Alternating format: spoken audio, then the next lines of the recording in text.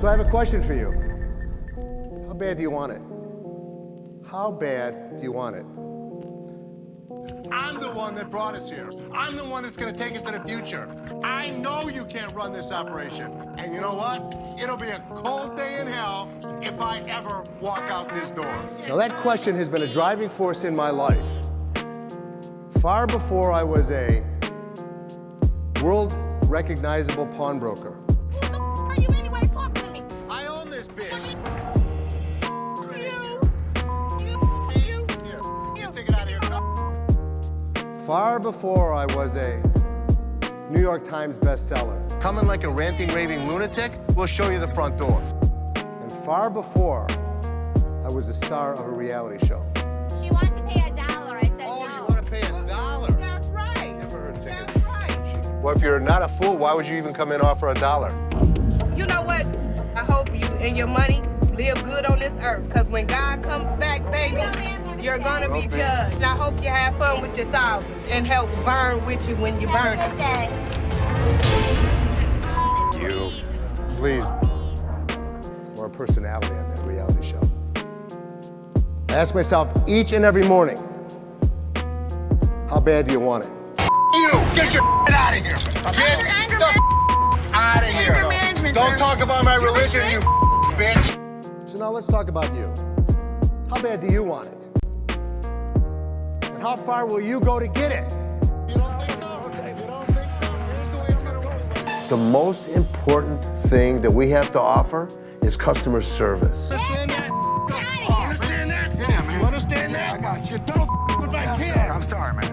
You don't with my kid. Sorry, Les. I'm sorry, man. Get this off property.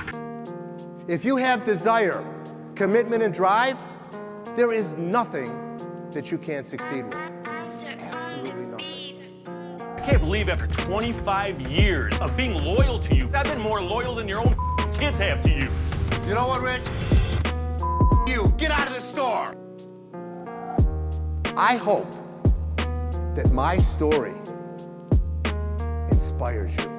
You picked the wrong place to with the wrong pawnbroker. How bad do you want it? Ask your neighbor sitting right next to you. How bad do you want it?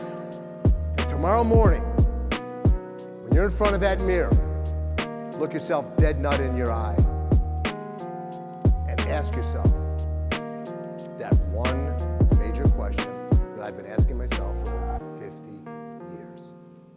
How bad do you want it? Because if you want it bad enough, you are definitely going to get it. Today, we are going to be taking a look at Les Gold, owner of Detroit-based pawn shop American Jewelry and Loan, and basis for the True TV reality show Hardcore Pawn. But more importantly, we're going to be taking a look at this insane TED Talk he put on, where he basically spends half the time berating the audience, asking them how bad they want something, and the other half self-aggrandizing over middling at best accomplishments.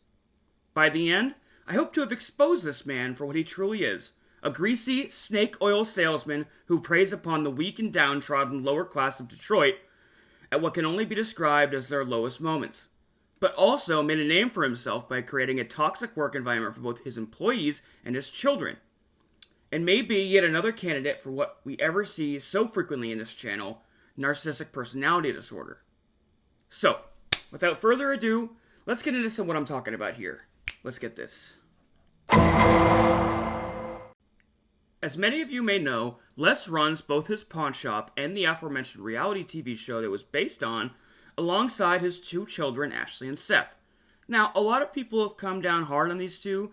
Ashley in particular seems to be the target of many people online, like kind of go after her weight and appearance.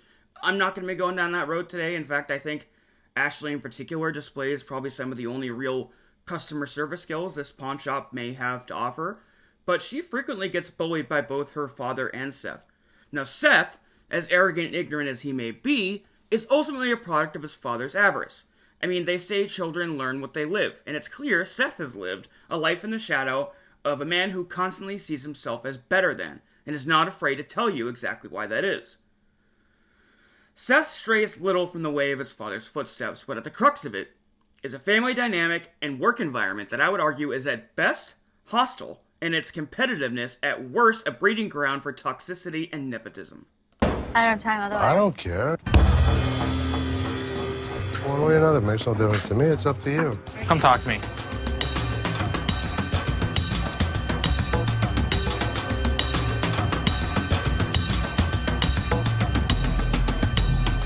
Wait, I don't need to sit down. What the hell are you doing?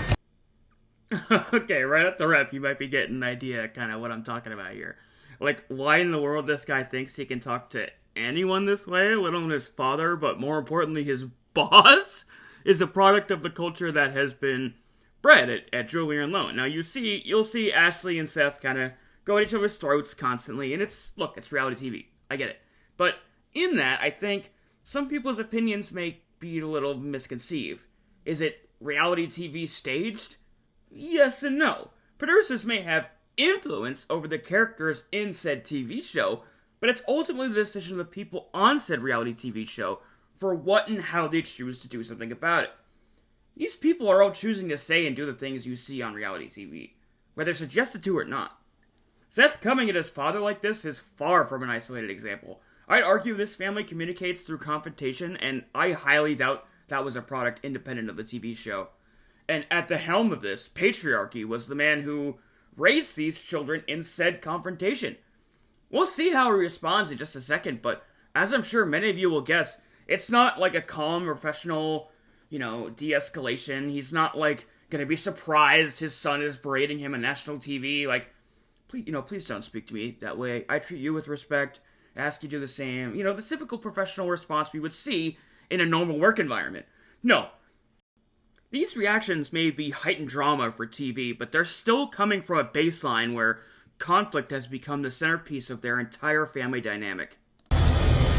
You tell my guys after I set policy that the policy is being changed to your old bullshit ways? Who the hell do you think you're talking to? I'm talking to you, who obviously thinks that there's a problem with stuff coming up missing, and yet I changed the way and you change it back? There is a problem, Seth. My guys were set. They weren't set. They were set. They had people Who outside. cares? I care. It doesn't matter. We're gonna get them in. The I know. customers were yelling at me. They weren't yelling at you. You were sitting in your office. I would take it. I would explain to them. baloney, you would never Instead, I take want it. to go back to this old free-for-all. You gave them each a department? Yeah, doesn't it make sense? Doesn't That make sense. belongs to them. What do you mean it belongs to them? They own it. They can own it. Well, what are you doing? Giving a 40,000 square foot free-for-all back there? That's no policy. What do you think brought us to here, Seth? Doesn't Was matter. it you? Well, it wasn't, but I'm here right now. Your way, it doesn't even work. It's outdated. I can run this place better. I know exactly what needs to be done. I want the opportunity to run this place without you. I'm sorry, I'm sitting back here just watching this, just laughing my ass off. Like, that there are people out here who actually communicate like this. And, like, again, I understand this is TV, but if you think they aren't talking to each other like this during moments of strife in their normal lives, you're fooling yourself. They are way too comfortable, not only in just yelling, period, but yelling at each other. This is so far removed from, like, a professional, normal, healthy work environment. It's fucking ludicrous! How can they even get anything done? They're just screaming! Alright, so, like, as many of you have probably gleaned at this point, just from that last little segment, Seth has given the warehouse to run by his father, Les, who owns the shop. Seth institutes a policy, and Les goes back there, doesn't like it, changes it back.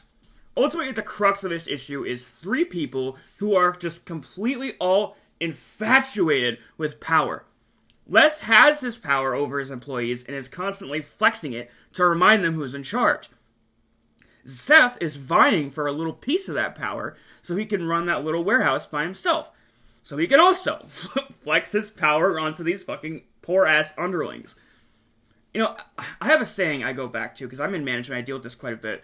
And it actually comes from Halsin from Baldur's Gate 3, but I do think there's actual wisdom in it.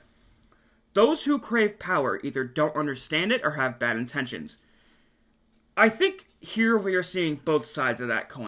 Seth has good intentions of making the warehouse a more smooth operation. He just doesn't understand that power and thus is being faced with the challenges of what that power brings. Les, on the other hand, who understands his power, doesn't have the good intentions of Seth, and he wants to wield said power like a tyrant. It's just bad. It's just bad communication, bad empathy for their fellow family members, and bad respect for their peers at their place of business. Just bad. Let me tell you something. How dare you to talk to me like this? You're gonna tell me that I make the wrong decisions? I'm the one that brought us here. I'm the one that's gonna take us to the future. I know you can't run this operation. And you know what? It'll be a cold day in hell if I ever walk out this door. I can't work like this anymore. I'm over this. You have no idea what's going on anymore. You need to retire, and I need to take over.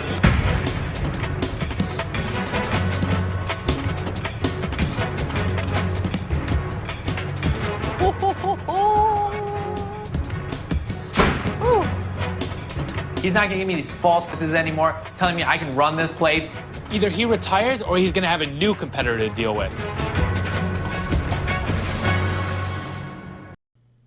Okay, so in watching that back, I do think a lot of this interaction is staged. I mean, at the end of the day, the producers can only set said reference stage. It's up to the players of said production to actually act out what they're going to say to each other. And I think all three of them are kind of exposing their true intentions here, like whether it be on purpose or subconsciously. You know, Seth wants to take over his father's shop and is willing to literally run through his own family members to do so. To the point where it's reaching its apex and he's like literally telling his father to leave his own business. Now, Les, rather than feeling honored that his son wants to take on more responsibility in the business he started, feels attacked and immediately flexes his status on him, telling him, "We wouldn't be here without me. This is my store.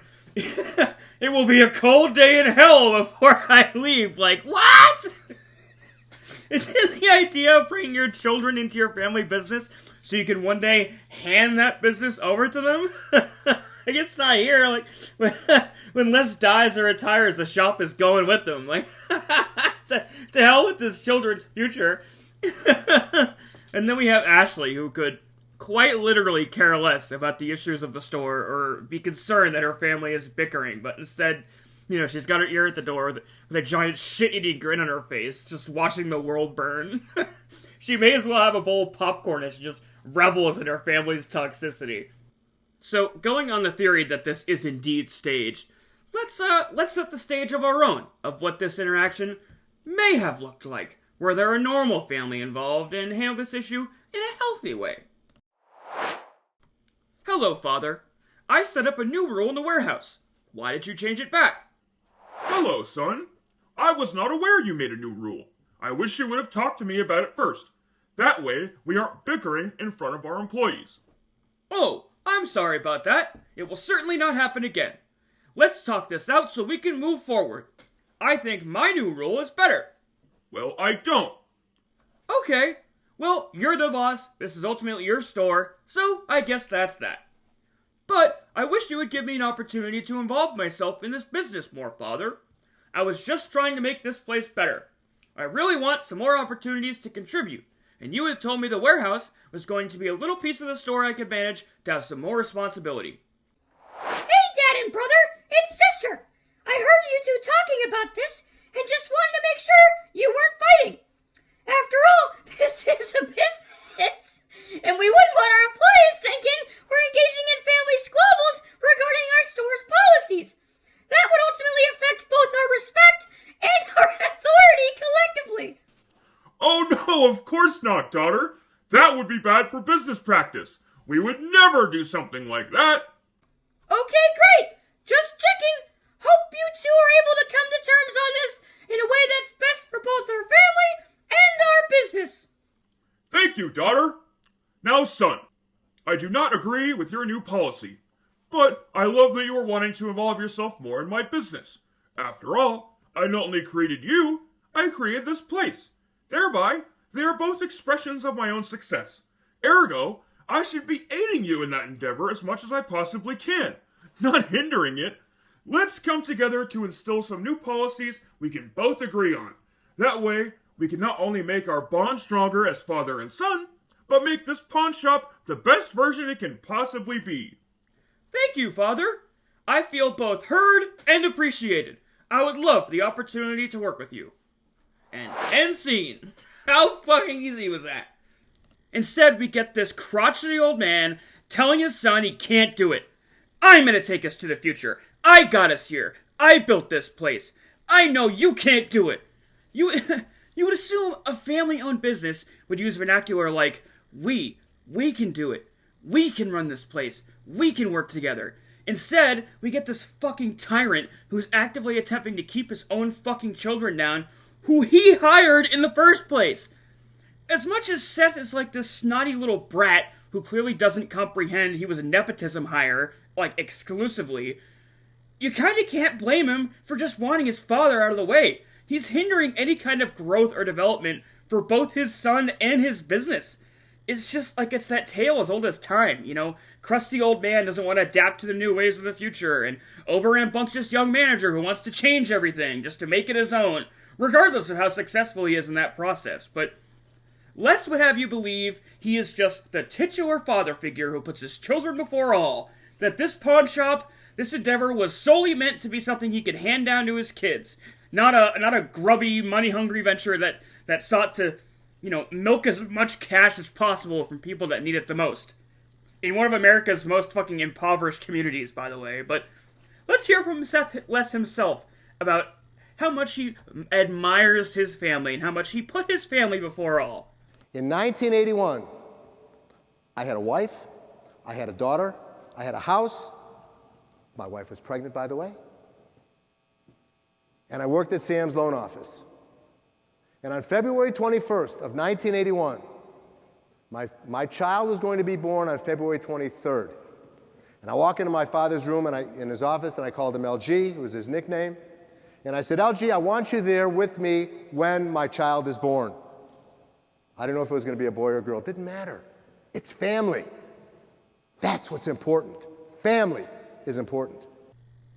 Put a pin in that for now, because this will come up again later. Remember how important family is to him. Remember, family is important. Just remember that. He says, Les, I only close for funerals. Really? Pissed me off. On Monday, February 23rd, we were fortunate enough to have a son. His name is Seth. I took a 2-week vacation to help my wife with our son. I was so upset because family is most important. On March the 10th, on March the 12th, I go back to work, and I'm just so upset that I quit Sam's loan office. The only thing that I knew, that was it. I knew nothing else other than Sam's loan office. So as I'm walking out, the other employee said, Les, you'll be back. Because what they thought they knew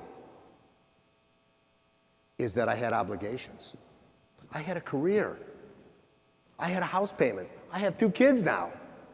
What they thought they knew? I'm sorry, did you not have obligations? A house payment? A wife? 2 kids? Because by your own admission, you definitely did. Not exactly the most responsible move, given you literally have a fucking newborn at home. Can you imagine coming home to your fucking postpartum depressed wife who has been busy at home all day with a newborn and a toddler, and you have to tell her you quit your job because of basically what amounts to be a family squabble? And by the way, this whole family thing, it goes both ways. Family is most important, but you walked out on your dad and grandpa because they couldn't be there for the birth of your son. You're basically abandoning them too.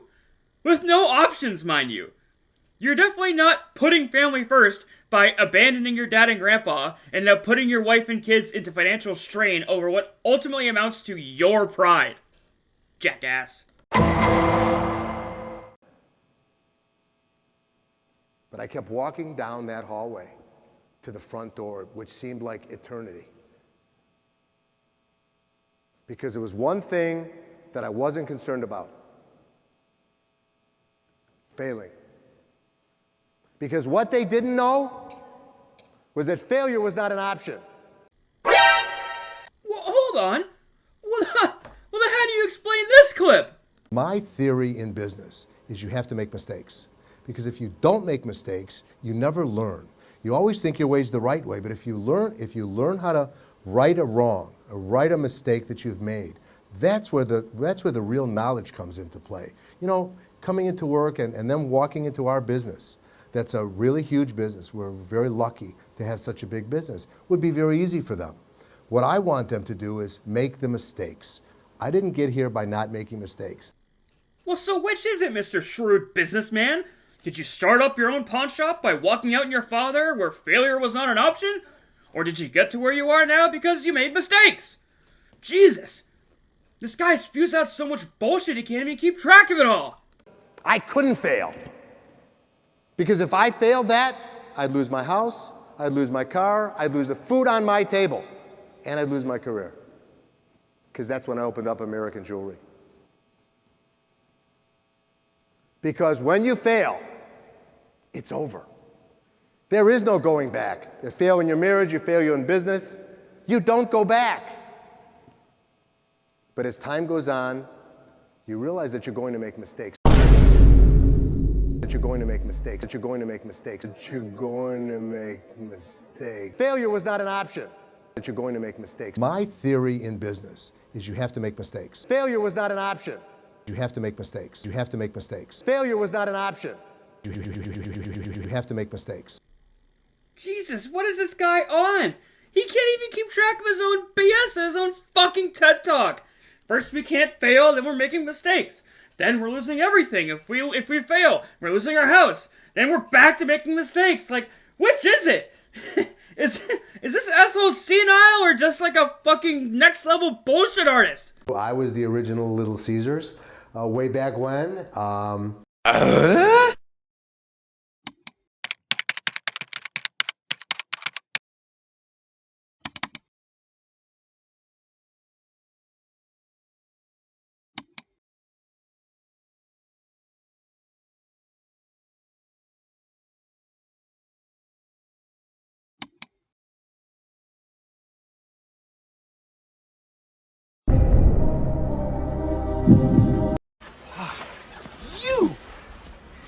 You liar! Okay, well, we've established how he treats his family. That is apparently so important to him. He just walks out on them at the soonest sign of strife and quits his job when he has a newborn at home. We've established this guy as an utter and complete bullshitter. Well, alright, what about a boss? How does this guy treat his employees? Son of a bitch. Where the hell is he? Rich! He's on the floor. People are waiting to pay us for their merchandise. He's not there. We're losing money. I've had Rich's back since the first day he came here, over 20 years ago. I feel betrayed. Didn't I just have an employee meeting to tell everybody that they need to step up on their game? I'm watching you and Bobby J talk to these two girls. You're out there trying to sweet talk them, trying to bullshit with them. They end up walking out the front door. I'm looking for you in layaway. Where the hell are you? I gotta sit in layaway all day long and just wait for something to happen? I needed to take care of something that was out on the floor. I told everybody, the next person that up is gonna be fired. You put me in a position that you were the next to go. What do you mean? Couple little screw-ups, and all of a sudden now you're contemplating on letting me go? There weren't little screw-ups, Rich. Compared to what I've done for you for 25 freaking years? If I don't go forward with the things that I threatened everybody with, nobody will take my word for anything. I have 50 other people, Rich.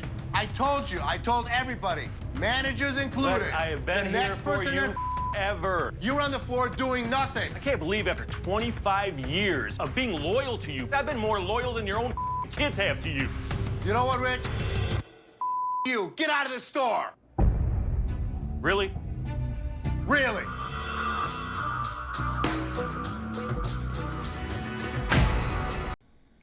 Oh man, this fucking guy. This guy fucking stinks. Oh, brother, this guy stinks! Well, I think we've found it. I think we have reached this man's magnum opus. This is like a complete contradiction of basically everything we have learned thus far. Everything he has said in that TED Talk. Family is everything, except for the people in your life who treat you like family. Rich has been working for this guy, per his own words, over the past 2 decades. He's been more loyal to him than his own children have. I can tell you firsthand that blood is not thicker than water. Family is defined by what you make it. I've had family members that have as soon turned their backs on me for little more than a disagreement, and I've had people who owed me nothing be there for me when nobody else has. Your family are those who will be there for you no matter what. And Rich has stood by this guy like family should. But then he makes a couple of mistakes and he's just fired? And then there we are, there's that old chestnut again about making mistakes. After all, it's important in business that you make mistakes. Unless you're working for less gold than an employee with 20 years of tenure just unceremoniously shit-canned to be made an example of. Because failure is not an option. Or is it? Is the best way to get the most out of your employees is by threatening to fire them over, petty mistakes. That way they're so scared shitless of losing their jobs, something as menial as a small slip-up will drastically alter their financial and personal stability. Yeah, because that's a healthy work environment. If you're less gold, failure's not an option. If you're less gold's family, you gotta make mistakes. If you treat less gold like family, mistakes will get you fired. Jesus, this guy fucking borders on schizophrenic. The way he contradicts himself. Working for this guy must be a nightmare. Threatening to fire his employee over one mistake, so you're sitting there on pins and needles, just praying you don't slip up and get fired. Probably to the point where you can't even focus on your job correctly because you're so fucking terrified of messing up you can't focus. Ugh. Then you have this tyrant, this fuckboy, whatever, who holds nepotism above all else and puts his children in the only positions of power. Meanwhile, he's just screaming and bickering with them effectively on a daily basis. Well, they bicker with each other on effectively a daily basis in front of their own employees. All held together by this narcissistic tyrant who micromanages everything to such a degree that even the children who he elected to management have no authority. Just rolling around, just, barking orders at people off emotions. There's no consistency. There's no plan. It's like, fuck. This guy is like an old vestige of the past of old American business that has been proven time and time again to not work. You're seeing over and over again that mental health forward companies that appreciate and empower their employees spread that positive attitude toward the customers. And that goodwill comes back tenfold. Well, we've gotten a glimpse of what working for this tyrant looks like. How are his business practices then? Surely, given he wrote a book and gave this TED Talk all about sales and entrepreneurship, spouting out all the old tired crap that worked a century ago about nickel and diming your customers and ruling with an iron fist, surely his business practices must be on point. After all, he got them there. He built the magnificent American Jewelry and Loan, best-selling author, reality star, TED Talker. I couldn't even get through that one with a straight face. Fucking roll the thing. Want to wear it? It's a little... Wear that, you're a chimp. Okay. I would never be caught dead, acting like a jackass in the middle of my showroom during a work day for all my customers and employees to see, but, that's me. A rare moment of brevity. He's on national TV, he's just yucking it up for the cameras, I guess, Not the worst thing in the world. Not the best thing, but, whatever. Roll clip. Just as a joke, Oh, no. I'll go $60 for both. Take them off your hands. Take 60 for this. Not interested. 60 for both. Really? I don't think we got a deal then, do we? Well, I can't carry both of them. Telling a guy who is hard up for money you're gonna buy his stuff as a joke. Again, not the worst thing in the world, but, yeah. You sold the coat for $20, you wouldn't have to carry them both out. Just trying to help. Here, Les, you got the coat. That was a good one, So I just looked this up, and they're 2,000 used. $2,000? And he bought the thing for $20? As a joke? Okay, let's assume just for a moment that maybe this was a mistake. They didn't know how valuable the thing was and ended up paying less than they probably should have. Because there's no effing way, a responsible businessman would attempt to buy merchandise for fucking 1% of its worth. because doing so would be practicing bad business ethics. Well, what are bad business ethics, some of you may be wondering. If he can get that much for it, who are you to criticize? This is America, after all. Something is ultimately worth what someone is willing to pay for it. And I hear you, I really do. Except for when that business is done predatorily. And the pawn business, when done fairly, is extremely predatory in nature. Nobody goes to a pawn shop to hawk their valuables for a fraction of what they're worth because they're doing okay in life. No, they do it when they're so desperate for cash they're willing to quite literally take whatever they can get. Whether they have medical bills, a drug addiction, they're homeless. These pawn shops, they prey upon the weak and the downtrodden when they are at their most desperate, when the banks and their credit cards no longer loan them any money. Someone who deals in business ethics would not take advantage of those people because they are already on its face of it, by the nature of this business, being taken advantage of. Just on the premise of them bringing their personal belongings in and selling them for half their worth is already a bad business practice, but it's taken a step further when done in a particularly low-income neighborhood of Detroit, one of the most affluent and impoverished cities in America. This guy's a fucking snake, man. He's essentially ripping off local minorities and impoverished. Let's call it what it is. During their lowest moments, no less. It's fucking shameful. But as if that weren't bad enough, he doesn't even pay fair pawn prices, which aren't fair to begin with.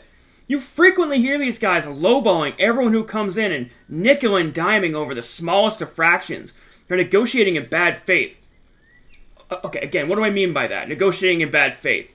The average American business, when done correctly, should bring an average EBITDA revenue of 40 to 50%, meaning after overhead and all your costs, whatever goods or services you are selling should net you about half of your price. This is dictated by the Better Business Bureau through publicly traded companies aren't allowed to be predatory by exceeding these margins to keep a fair market value of goods and services. This is also dictated by competition, supply and demand, all that crap. Now, that's not to say customers aren't sometimes willing to pay a premium when the product is worth it. Companies like Tiffany, Prada, Louis Vuitton, what's the t-shirts that cost like $200? A Supreme. They can get away with charging high markups on their products because they offer a unique product that cannot be replicated. There's little to no competition in their market. Ergo, people are aware they are overpaying, but don't care because of the value of what they are selling. Where it becomes predatory is when you're taking advantage of a customer that simply doesn't know any better. The auto industry, for example, is riddled with bad business practices. The term greasy car salesman is derived from auto dealerships notoriously selling vehicles above and beyond fair market value. It's why fucking Kelly Blue Book needed to be invented to avoid such predatory deals. Car mechanics and the oil change shops that promise, the $19.99 oil change and then recommend $500 worth of additional work that you really aren't even sure you need. Or when the mechanic tells you need $1,000 worth of work and then you go and get a second opinion that really costs half that. These negotiations are done in bad faith, where one party is buying or selling something over or under its fair market value, and the other party either doesn't know, or is in a position where they do know and are being forced to accept it anyways. Like our fucking friend here, Les. He's run his entire business model after what I already mentioned is a predatory business in nature, and is taking it a one step further by buying their stuff even cheaper than normal pawn practices would dictate. It's fucking gross. The most beautiful pair of gas pumps I have ever seen. Everything's functional. I mean, the insides look every bit as good as the outside. They're absolutely mint condition. Ashley, watch the old guy in action. So I did a little bit of research, and the B-line, the one that he has here, it's actually a really collectible model of gas pump, and these things are worth some big fucking money. They're highly collectible. One of his two pumps could probably get like between 5, 6, maybe even $8,000, as you can see here, for the more collectible ones, which this line is particularly collectible. Plus, they're in great shape. They look like they've been restored. He's got 2 of them. So he's probably got like between 10 to 15 grand worth of gas pumps here. I think his asking price of like $3,000, he already knows he's gonna get like about half of what they were. I think it's a very fair price, especially for back when this aired, like 2017, 2018. So let's see how how Les handles this. I'd like to get $3,500. So, what's the least you take for him? I'd like to get 35. I understand that, but, you know, me storing them and me reselling them is an issue. Oh, I couldn't roll my eyes any fucking further. Right out of the gate. What's the least you'll take? I don't know what they're worth, but I know I can get them for less than you're asking. It's basically what he's saying. You know, he calls himself the expert. You know, he's the man, but what he's doing is lowballing this guy on national TV, no less. And he's just, God, he's so fucking proud and cocky while doing it. It's vile. Also, like, okay, I know everyone has overhead. I get it. He's got to move these things. He's got to store them. But, like, his little thing there, storing them or reselling them, it's not going to be an issue. He's got a warehouse. He's got employees. Him buying or selling those pumps, whether he does that or not, is no way going to affect his bottom line. And I get it. You can't disregard that. You know, that's understandable. But my point, too, is that's the spiel he gives to fucking everybody. If somebody brings you something in really cool, really collectible, really high-end like this, that's already giving you a fair asking price, that's not the time and place to be bitching about overhead and fucking nickel and diming. Like, treat this guy with the respect he's fucking owed. He could turn into a repeat customer that probably has other high-end shit you could work deals with in the future. It's just, God, it's so slimy. You can, like, see that just the grease dripping off this guy. It's so short-sighted. Bad business. How about 1,500? I'd have to be around 3,000. Can't go that much. 2,200. I can't do 22. 29?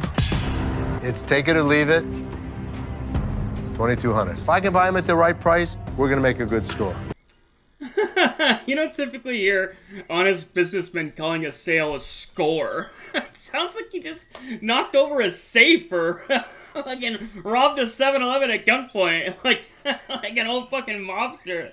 Yeah, see? It's gonna be a real good score. Gotta fleece this joker, you see what I mean? Gotta hustle him, capiche? Then at 2,200, you can take them home. You sure you want to let him go? 2250. 2,200. 2200. Got a deal. Oh, you can just, like, see the defeat in that guy's eyes. Over $50. He stands to make probably, like, 10 grand in profit, up to, and he's gonna blow it over 50 measly dollars? Ugh, just...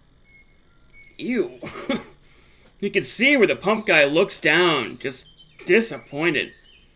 Les blew any future opportunities to work with this guy by putting a sour taste in his mouth. Like, deals that likely could have been just as good scores for him in his pawn shop. Over $50. And he's probably so stoked about it, too. That's what makes it so deplorable, is like, he is so hyped on himself, milking that extra $50 off this guy at the cost of his and his own dignity.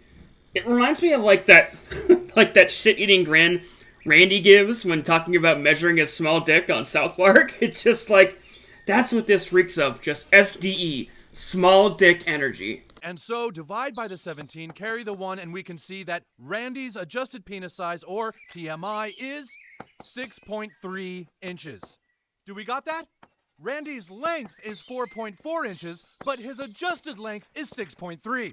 So how does our example person, Randy, compare to others on the TMI scale?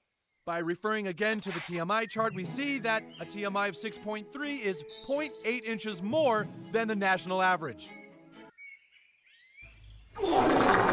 I'm Crystal. Crystal, very nice to meet you. Crystal, I'm This is Ashley. How you doing, Ashley? Hi, how are So, you? what you got? I have these bag of stones that I found out of my grandmother's house. She just passed not too long ago. Oh, really? I'm sorry. I'm just trying to get enough money for her funeral. Do you know anything about the stones? No, my grandmother, she used to show me her stones when I was younger. How much did you want for these?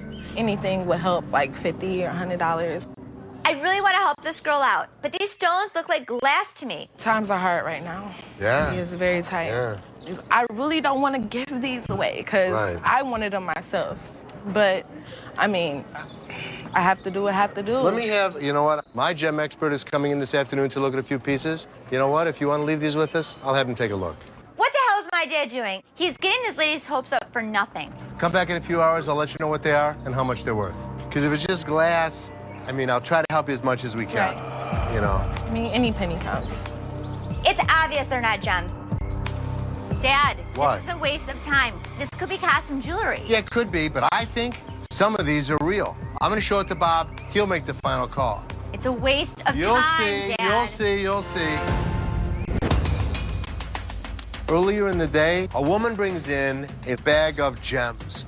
And to us, they look just like crystals. But I have a gem expert, Bob. I'm gonna have Bob check them out. So this woman with these stones is coming back. Okay. Do me a favor, appraise them, tell me what they are.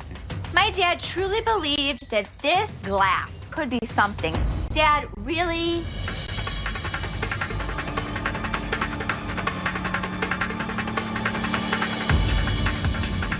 These are nothing. But take a look Okay. at this.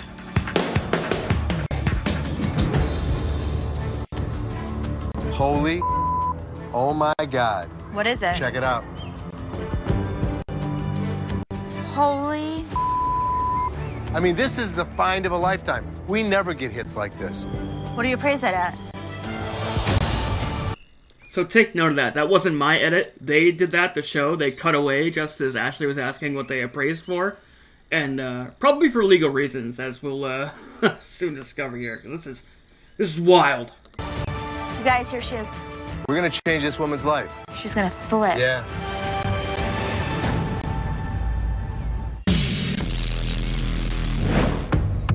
So this woman's back to get your appraisal on these stones. What'd you find? These are nothing. But take a look Okay. at this. Is that what I think that is? Absolutely. Holy. I mean, this is the find of a lifetime. This is gonna change your life. This could change your life right here. Okay, here we go. Oh my God. So, you're in hard times right now, right? I don't even know how to break this news. This sponge right here is glass. This right here, this is a Burmese ruby. So we'll be able to give you $10,000. Oh my God, are you serious? Congratulations. Thank you. Thank you. So much. Thank you. I can't even imagine. Yeah, he's crying. He's fucking giddy with excitement. This one was just the score of a lifetime. Actually, didn't he just use that word just now? Like the hit of a lifetime or something like that? So I looked into this one a little bit. Because like I noticed that everyone in the comments of this video was talking about like, oh, he's a crook. He ripped her off. He's a con man.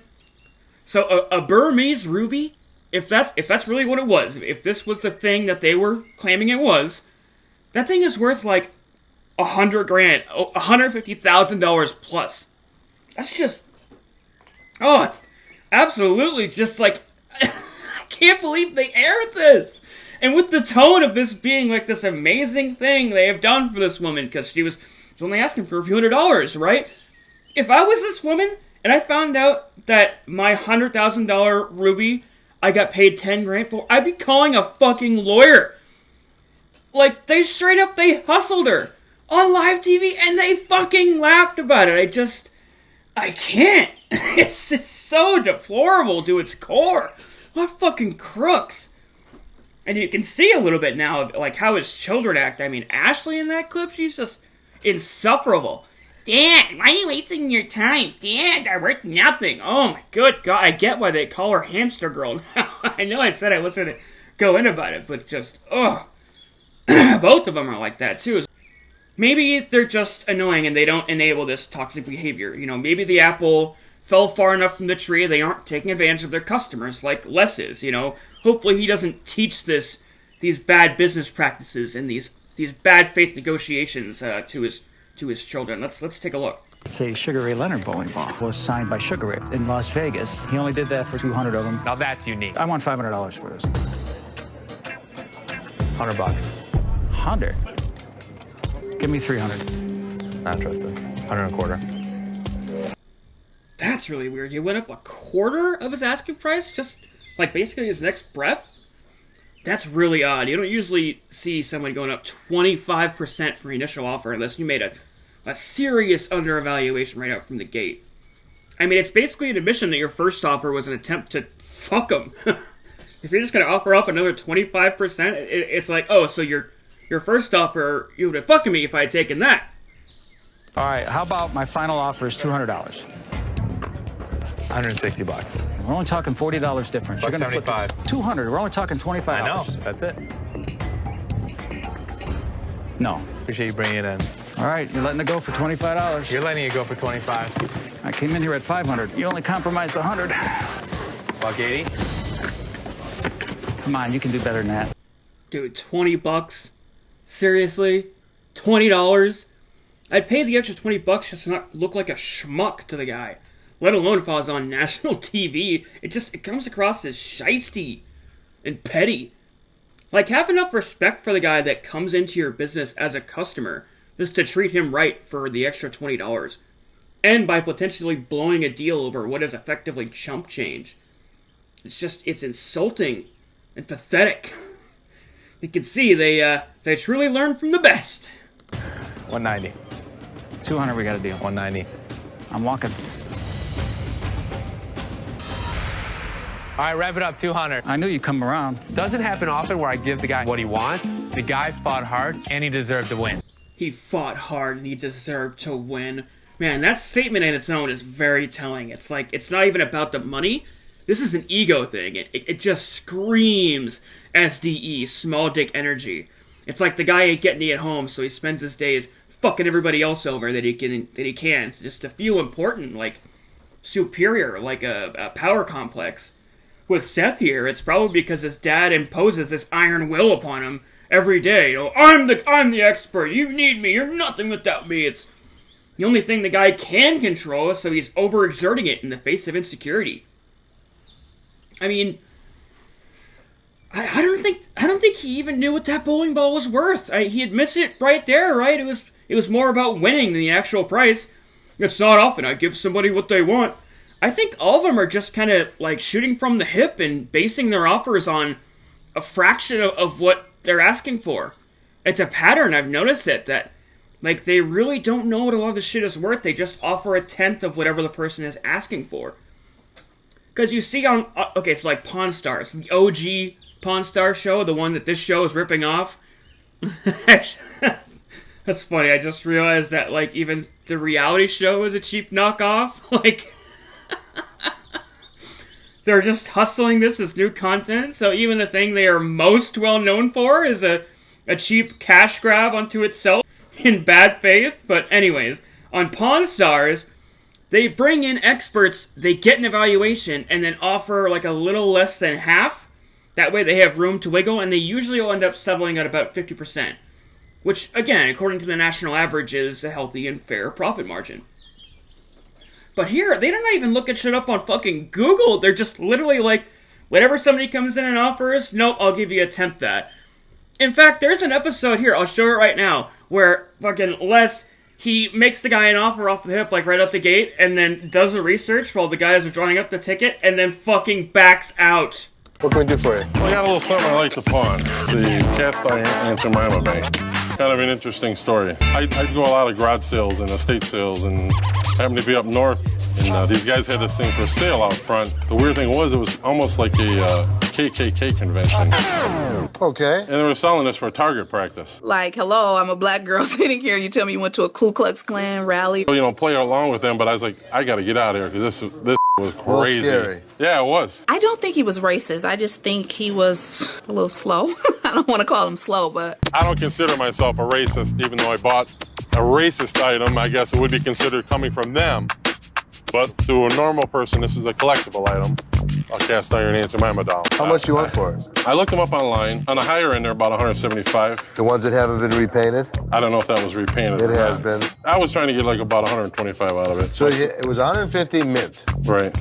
And you want $125 that's been repainted. Just because of the story behind it that you just told me, I'd give you $50. And that's $25 more than I should spend. All right, yeah. I can do 50 on it. All right, good. Come on over here. Let's take care of it. As usual, I'm nosy, so I wanted to go over there and take a look at what they were writing up and what they were bringing in. Let's say $50. Really? Is it really worth that kind of money? Let's find out. So I looked it up. Did you really pay $50 for that? I did. eBay buy it now, $25. Is it really? 2 or 3 of them, yeah. You swear? Let me see. Show me. Come on.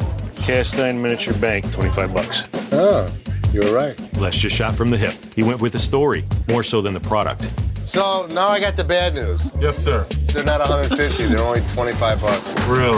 Yeah, so I can either give you 15 or give it back. You know, I'll just take it back. I'll keep it for memory. Even though I offered the guy 50 bucks for the Aunt Jemima bank, in our pawn shop, the deal isn't complete until we hand you the cash. The deal isn't complete until we hand you the cash. The, most known thing good businesses stand by is being a man of your word. That, if you make a deal, you stand by it. It's where the term handshake deal comes from, where you make a handshake with somebody, and even if things fall apart, you still stand by your word. It's literally the example people point to when referencing good business ethics, that your word is your bond, and a man is only as good as his word. Well, we see what that's worth in Les Gold's pawn shop. Not only did he completely miff the sale by offering, exactly what I said, a fraction of the guy's, initial price without doing any research, he just wanted to feel like he got one over on the guy. Like, when push comes to shove, and a different guy, the guy Les fires, by the way, Rich, that's him, the one who worked with him for 20 plus years, that he fired to make an example out of, when he actually exudes good business practices by doing research and being prepared before entering into a deal, he ends up telling Les what he's discovered, that he's fucked up, and Les fucking backs out! I could not believe that when I saw this on national TV!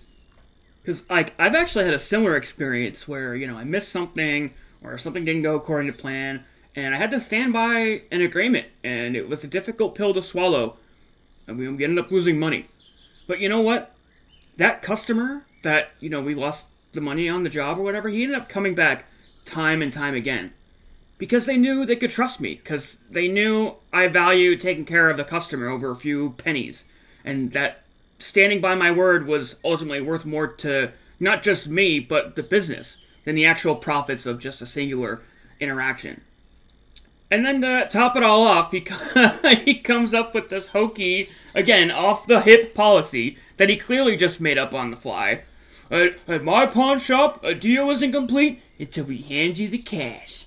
That's just some bullshit he made up so he could wiggle out of a bad deal. Like, God, this fucking worm. Just everything this guy does is snaky. I hate it. There is a right way to do this, by the way. Not all pawnbrokers are crooks. In fact, I would not have this very YouTube channel if not for a good pawnbroker. I was in a bad way about exactly a year ago, actually, and I pawned my laptop because I needed some cash. The laptop that I ended up using to make my very first YouTube video. And, I ended up defaulting on that loan that I pawned my laptop on by a couple weeks. Came in 2 weeks after my ticket was due, and you know what the pawn guy did? He gave me my laptop back. He just wanted an extra loan rate on top, which I was happy to give him. He had every right to just sell my laptop. The fact that he did that, just like the customer that I honored my agreement with, I came back over and over again. I go into that pawn shop and buy stuff from him all the time when I'm looking for gifts or electronics. Not because I need to, because I know he's a good businessman and I want to support him. Support small businesses that are actually doing things right. And I recommend him every time somebody needs money because I know they won't get screwed. Even in the content game, there is a way to run a good pawn shop ethically that's entertaining and still operates in good faith. I subscribe to a YouTube channel called Craigslist Hunter. It's a very popular YouTube channel with over 400,000 subs. Peter, the guy who runs it, he owns the Trading Post in Crystal Lake, Illinois, and he's very transparent with both his customers and his YouTube content.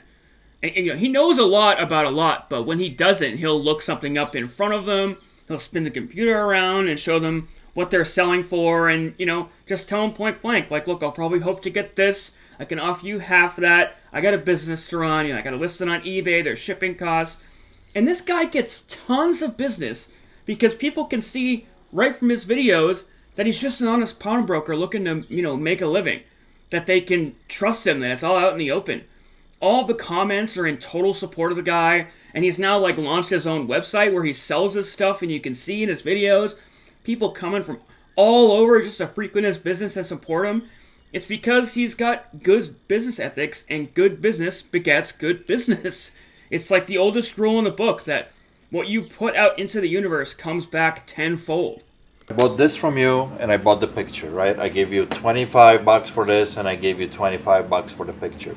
You told me that I could probably get about 80 bucks. And I was like, I don't think so. I'm thinking that maybe I can get 50, 40 or 50 on a good day. Well, I just looked this thing up. Now, 193, 290, 299. So I'm kind of blown away. Told you. How much this is going for. Now, these are like in mint condition. Yours is not perfect, but still. I told you. I'm kind of blown away how much this is going for. Look, the highest one sold for $400. The cheapest one sold for $193. Told you. Told you at least 80. I'll give you another 80 bucks for it. All right. I think that's fair. I think I can make some good money on this. Even though this is scratched up, I'll still get probably a couple $100 for it. So let me give you another 80. Yeah, because I collect a lot of stuff. I know. You good guy, man. You got a good eye. I bought a lot of stuff from you, so I want you to keep coming back. So yeah, I got quite a few more of Ninja Turtle stuff that's worth a lot too. So I'm gonna add that to your sheet, okay? And all right. You've been always straight with me, so I want to be straight with you. All right. 20, 40, 60, 80 more, okay? Right, I appreciate you, man. Yeah, Thank you. Yeah. So once again, the clip that you guys just saw, me giving extra money for this little guy, is because I'm kind of blown away how much this brings. This little guy sells anywhere between $200 to about $400. Can you believe that? Original. It's got a date on it, 1992, made by Mirage Studios. Yeah, date 1992. Now this one has some scuffs on it. It's wearing Michael Jordan number on it, right? I also originally thought they would be like holding a basketball maybe, but they all sell without the basketball. I was blown away how much this brings. So when he came in and sold me a picture and this guy, I gave him like 25 bucks for it. And I'm like, no, I gotta do better, because he has such a great eye for stuff. He brings me such a good quality stuff that I'm like, I gotta take care of him. So I gave him additional 80 bucks. In this condition, I think I can easily get at least a couple $100 out of it. So learn non-stop. It just blows me away sometimes how much stuff, vintage stuff like this, you can get for just crazy. So you can see there just the complete antithesis of business practice here. With Les, the deal isn't done until he hands you the cash. With Peter here, the Craigslist Hunter, the deal isn't done until he sells your item. With Les, he buys your shit and realizes he underpaid, and he laughs at you. On national TV, no less. With Peter, he calls you back to give you more money, because he messed up. I mean, just the research, the transparency, even the kind and respectful demeanor. He is even able to recognize that, doing right by this guy might lead to future business down the road. Everything is so night and day different from this greaseball. This guy should really be proud, Peter, about what he's doing. He's doing it the right way, and, not that he needs any support from me, but if you guys like this kind of content, I recommend checking him out. I'll drop a link in the description, but, you can just type Craigslist Hunter into the search bar. He'll pop right up. He's got all kinds of cool videos like this. It's a couple of scammers that come in and try to sell some stuff. I love this channel, but yeah, you can check that out. So now let's talk about you. How bad do you want it? And how far will you go to get it? Well, there you have it. Perhaps the question from the get-go never should have been, how bad do you want it? But rather, who are you willing to screw over to get there? Per Les himself, the next part of that question is, what are you willing to do to get it? For Les, I don't know if there is a low he would not sink to make a buck. In fact, since the show has gone off the air, he's now resorted to e-begging on TikTok. Right, Michael, thank you very much. Right here. Come on, guys. Madison, thank you for being Come a on, subscriber. Baby. All right, guys, we need 8 points. 8 points to get double gifting for my dad, too. 8 points. Cody, We're at 2. We're at 2 points. Cody, Phil, what do we Guys, need? we need 8 points. 8. Come on, guys. Give us the point. Come on, Give me we the got point. it. We got it. Cody, thank you very much. You Jessica. got the 8, Dad. Dad, you got it. Double gifting. So my dad needs points for double gifting because he just got it too with me. So what does that mean? Oh, It double means gifting? that you have 22 seconds for Come double on, gifting. guys. So Ash, thank you. Plus, The most. Michael, come on. Show me. come on, Team Mario, Dashley. Come on, Cody. 13 seconds Come for on, double guys. gifting. This is our last Come on, and final guys. round. Last and final Michael, round for me and my Cody. dad today. Michael. 7 Cody. seconds, double Come on, gifting. guys. Come on. Cody. Speedy and Sean, James show K. me Thank something you, big. James K. All right. I got some fruit. I got some fruit. Holy fuck, that is cringe. It's hard to watch. I couldn't play any more of that. This is the lows that this man has sunk to. Live streaming to his pitiful fledgling following, clinging to the glory days of reality TV, and begging for likes and donations. It's just sad. I wish I could say I feel bad for him, but I don't. You know, you reap what you sow. So, I'll leave you with this. If you want something bad enough that you are prepared to sell your soul to get it, how much are you really going to be able to enjoy that thing once it's really yours? Perhaps the question never should really have been, how bad do you want it, but instead, what will it take for you to get it? And are you willing to part with the portions of yourself needed to get it? Perhaps rather than trying to get rich off the backs of the less fortunate, we should be valuing the important things. The things that Les purports in his TED Talk: friends, family, good business practice, good morals and ethics. The simple rule is that if you take care of your customer, they will in turn take care of you. But, hey, what do I know? I'm just a squirrel. A talking internet squirrel in a hoodie. Okay. Well, that's just about it. Hope you liked my little video here, and I hope you'll check out some more of my stuff if you did. But either way, thanks again so much for watching, and I hope you enjoy your week. Take care of your loved ones, and I will see you in the next video. Bye now.